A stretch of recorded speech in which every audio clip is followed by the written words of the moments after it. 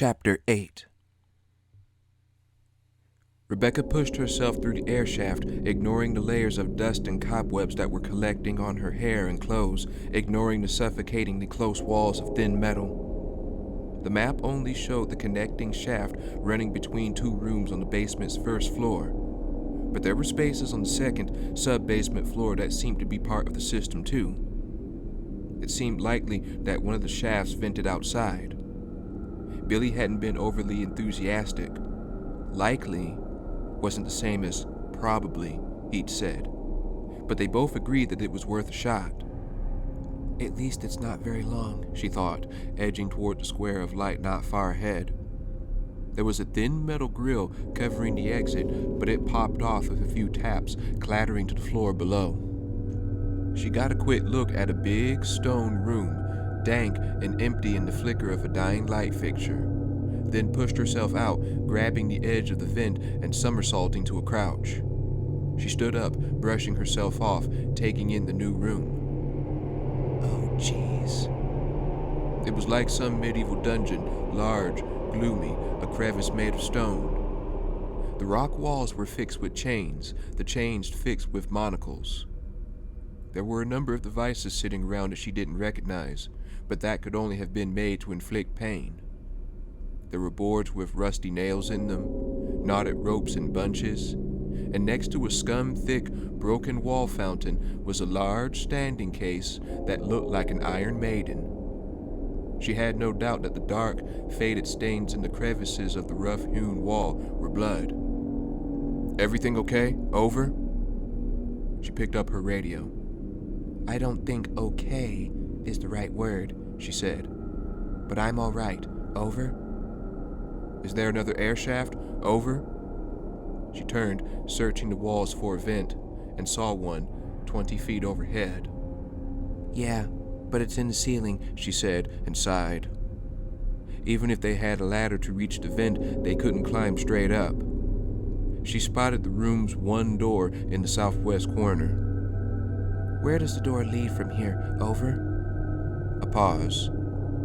"Looks like it opens into a small room that leads back into the corridor we came through," he said. "Should I meet you back in the corridor? Over?" Rebecca stared at the door. "That makes the most sense. Maybe we can try." Before she could complete the sentence, a terrible sound filled the room, like nothing she'd ever heard before, but strangely familiar. It was a high, monkey-like shriek. "That's it. The primate house at the zoo." That was echoing, howling through the cavernous space, coming from nowhere and everywhere at once. Rebecca looked up just as a pale, long-limbed creature peered out at her from the ceiling vent. It bared its teeth, thick and sharp, clutching at the air in front of its muscular chest with limber fingers screeching horribly. Before she could take a step, the creature leaped from the vent, jumping off against one rock wall before landing on the floor in a squat, on a tumble of thin boards in the middle of the room. It stared up at her, its lips drawn back over its yellowed teeth. It looked almost like a baboon with short white fur, except that there were great tears in the fur, glistening patches of dense, red muscle showing through. It didn't look as though it had been attacked, but rather as though its muscles had grown too large for its skin and were splitting through. Its hands were too big, its nails overly long, and they dragged and ticked across the stone floor as it edged toward her from the pile of boards, grinning maliciously. "Slow." Rebecca eased her weapon off her hip, as frightened as she'd been all night. Normal baboons were capable of ripping a person apart, and this one looked like it had been infected. The baboon edged closer, and from overhead she heard another, at least two other voices begin to shriek, the noise getting louder, more of the sick animals approaching. It was close enough now for her to smell the hot and musky scent of urine and feces and wildness of overpowering infection. "Rebecca, what's going on?" She still held the radio in her left hand. She depressed a button, afraid to speak, but more afraid that Billy's shouting would incite the creature, make it attack. "Shh," she said, her voice soft, as much as to calm the animal as to shut Billy up. She took a step back, clipping the radio to the collar of her shirt, raising the 9mm. The baboon squatted lower, tensing its legs, and sprang, just as she fired, just as two more lithe and screaming forms hopped and campered into the room from the air shaft, one of them striking her head as it fell past, its ragged nails tearing at her hair. The strike pushed her out of the attacker's way, but it also knocked her off balance, her shot hitting nothing but wall, all of them landing on the pile of boards. And then the floor collapsed. There had been no new developments. The strange young man, whoever he was, and Wesker had his suspicions, which he kept to himself, had not appeared again, nor had the image of James Marcus. The cameras didn't seem to be working correctly either, making surveillance something of a moot point. Many had simply gone black, leaving them nothing to see, to consider. After several long, boring moments of listening to Birkin talk about his new virus, Wesker pushed back from the video console and stood up, stretching. It was funny. A few years ago, he might have been interested in his old friend's work. Now, with his own departure from Umbrella's folds looming, he found himself unable to even pretend. "Well, it's been quite a day," Wesker said, breaking through William's obsessive monologue when he took a breath. "I'll be off." Birkin stared at him, his pinched, pallid face looming ghostly by the white light of the screens. "What? Where are you going?" "Home. There's nothing more we can do here." "But you said... What about the cleanup?" Wesker shrugged. "Umbrella will send another team, I'm sure." "I thought keeping the spills quiet was the most important thing. Didn't you say it was vital?" "Did I?" "Yes!" Birkin was actually angry. "I don't want anyone else from Umbrella coming in. They might start asking questions about my work. I need more time." Wesker shrugged again. "So set off the auto-destruct yourself and tell our contact that it's all taken care of." Birkin nodded, though Wesker could see the uneasiness that flashed through his gaze. Wesker dodged a smile. Birkin was afraid of their newest contact to the big boys at HQ, avoiding interaction when he could. Wesker couldn't blame him. There was something about Trent, his oddly self-possessed nature. What about him? Birkin nodded toward the screens. Wesker felt a trace of unease himself, but kept his expression unperturbed. "A fanatic with a grudge. He's great with video tricks, but I imagine he'll burn as well as anyone else." Wesker didn't quite believe that himself, but wasn't interested in unraveling the mystery. He wasn't a detective in some cheap conspiracy novel, driven by a need to get to the bottom of things. In his experience, anomalies tended to resolve themselves one way or another. If word about what really happened to Dr. Marcus were to get out, it won't, Wesker said. Birkin refused to be placated. "But what about Spencer's estate, the facilities there?" Wesker started for the door, his boots clanging across the metal mesh. Birkin followed like a wayward pup. "Leave that to me," he said. "Umbrella wants combat data. I'm going to give it to them. I'll take the stars in, see how real training holds up against the BOWs. He smiled, thinking about the talent on the Alpha team. Strong man Barry, Chris's sharpshooting, Jill and her eclectic upbringing, the daughter of an unparalleled thief. It would be a most interesting fight. After seeing little Rebecca Chambers in the facility, it was obvious that something untimely had happened to Enrico's team. Wesker could use that, take the Alphas into, find the remaining men. Even if the Bravos manage to get themselves back to civilization, there will be the missing Rebecca to go in search of. The girl was brilliant, but brains didn't equal combat experience. In fact, she was probably dead already. They left the control room, Wesker striding down the hall, Birkin jogging to keep up. They reached the elevator, still open from Wesker's arrival, and Wesker stepped inside. Birkin stood facing him, and in the brighter light of the corridor, Wesker could see the taint of insecurity in the scientist's face.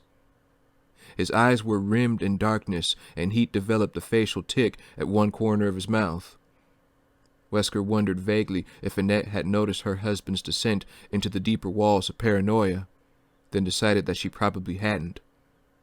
That woman was blind to everything but the greatness of her husband's work. Unfortunate for their daughter to have such parents. "I'll set the destruct sequence," Birkin said.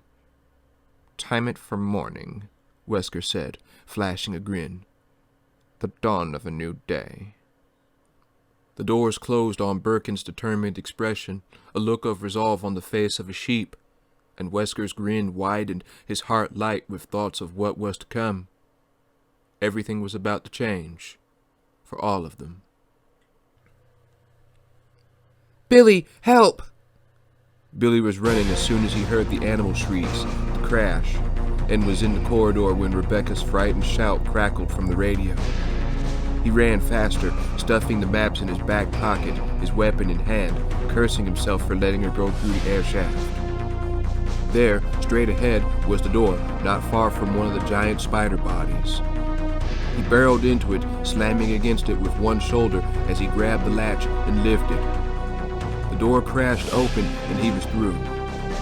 The overhead fluorescent strobed, damaged, giving the room an unreal air, some kind of lab maybe, though there was a mildewed cot in one corner.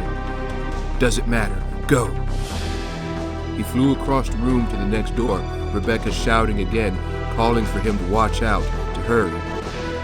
As he pushed at the latch, he caught a movement off to one side, turned, and saw a decrepit-looking zombie standing in the corner. The lights buzzed on and off, the dying man watching him silently, his ravaged form disappearing into the darkness with each flicker. It began to shuffle toward him. "Later, buddy." Billy flung the second door open, ran inside. Almost immediately, something flew at him, screaming. He ducked, caught a confused blur of red and white of animal stink. And then the creature. It was a monkey, some kind of monkey, was past him, still screaming. It was joined by two others, the three of them quickly forming a loose circle around Billy, their lanky, muscular arms and legs in constant motion, swiping at him, their diseased-looking bodies dancing closer to him, then away. He backed up, wedged himself into the corner where the door met a rock wall, not wanting to be cornered, but more afraid of having his back exposed. The monkeys continued to dance in and out, shrieking. "Rebecca!" he shouted. "Down here!" She sounded far away. He saw the hole then, a few meters away. Pieces of splintered board littered the floor around it. He couldn't see her at all. "Hang on!" he called, and turned his full attention to the monkeys, just as one of them got in close enough to make contact. It swiped at him with one overly large paw, its talons raking across the tops of his thighs. It didn't break skin, but the next hit surely would. Billy didn't aim, just pointed and fired. And the monkey spun back, howling, a gout of dark blood erupting from its chest. But it wasn't dead. It shook his head, stepped forward again, and Billy thought that he was probably screwed. They were too powerful, too organized. He couldn't get any one of them without opening himself to attack. Except both of the others leapt on the wounded third, tearing into it with greedy hands. The injured animal screamed, struggling, but its blood had inspired a feeding frenzy, the other two ripping it apart in seconds, stuffing great wet chunks of flesh into their mouths. Billy had time to aim, and took it. 1, 2, 3 shots, and the monkeys were down, dead or dying. He ran to the hole, dropped to his knees, and scurried to the ragged edge, his heart pounding, then sinking as he saw how far down she was.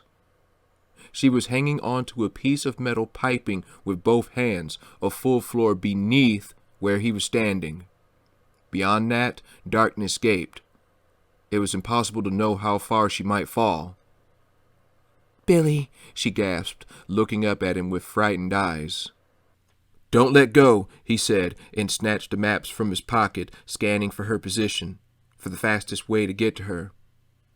There was no quick access to the basement's second floor, not from the first. He'd have to go back through the lobby, probably through that dining room door where he'd seen the zombies. The stairs to the sub-basement were on the east side of the house. "I don't know how long I can hold on," she breathed. Her whisper was magnified through her radio, through his. She'd activated an open channel at some point. "Don't you dare let go," he said. "That's a goddamn order, little girl. Got it?" She didn't reply, but he saw her jaw tighten. Good. Maybe pissing her off would keep her strong. He was already on his feet again. "I'm coming," he said, and turned and ran back through the door to the strobe light lab. The zombie there had moved, was standing in between him and the room's exit back to the corridor. But Billy didn't bother with the weapon, too afraid for Rebecca to take the time. He put out one arm like a quarterback in the big game and hurtled into the creature, shoving as hard as he could, still running as the zombie reeled back, fell to the floor. Billy was out and gone before its frustrated, hungry cry could reach him. Down the hall, past the impossible spiders, up the stairs.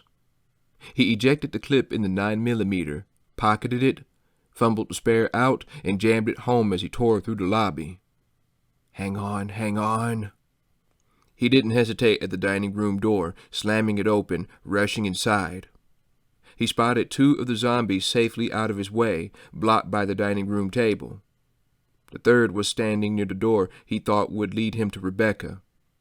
It was the soldier with the fork in his shoulder, and Billy stopped just long enough to take aim, to fire 2 rounds into its already oozing head. The first went wide, but the second shot blew a substantial piece of bone out the back of its skull, painting the wall behind it with rotten, gray matter. It hung there for a moment, the body, and Billy was already past it by the time it hit the floor.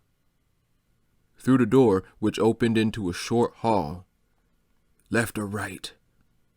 Without a map of the first floor, he couldn't know, but the placement of the stairs on the basement map suggested left. With no time to reason it out, he hurried on, leading with his weapon, down a few steps and around a giant, hissing boiler. Steam clouded the maintenance room, but he found his way, found another set of stairs, metal and rusted. At the bottom was a door.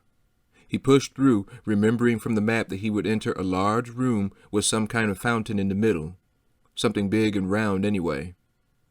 There were 2 smaller rooms to the west, branched off from another short hall, and one of them should be where Rebecca was.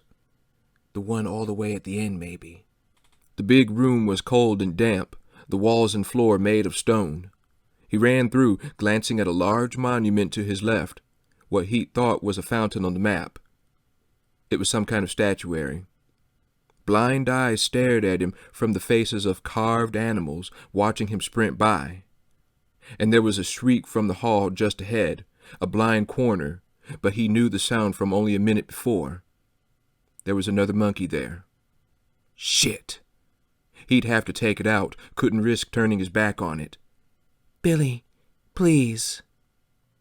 The voice over the radio was desperate, and Billy put on speed, ignoring the part of him that commanded him to stop, to wait for the animal to show itself so that he could dispatch it from a safe distance. He dashed ahead, around the corner, and there was the monkey, terrible, shredded-looking, howling. And Billy, who'd run track in high school, leaped. He hurtled over it and came down only 2 steps from a door. The door, the monkey shrieking in anger behind him. If the door was locked, he was in trouble, but it wasn't. He bolted through, slamming it behind him, dropping and skidding on his knees to the great hole in the floor. She was there, still there, hanging on with only one hand now, and he could see that she was slipping. He dropped his handgun and shot out his arm, grasping her wrist even as her whitened fingertips let go.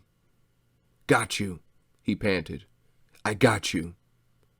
Rebecca started to cry as he rocked back on his heels, lifting her out of the hole, feeling a satisfaction that he'd almost forgotten had existed after all those months in jail.